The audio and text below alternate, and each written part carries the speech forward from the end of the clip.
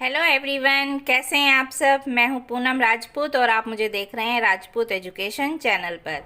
तो बच्चों, आज का हमारा टॉपिक है corona virus and it's warrior.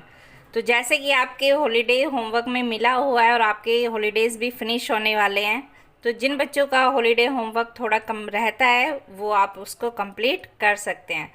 और इससे पहले भी मैंने आपको सेव वाटर का पोस्टर कराया था, तो उसका मैं लिंक दे दूँगी।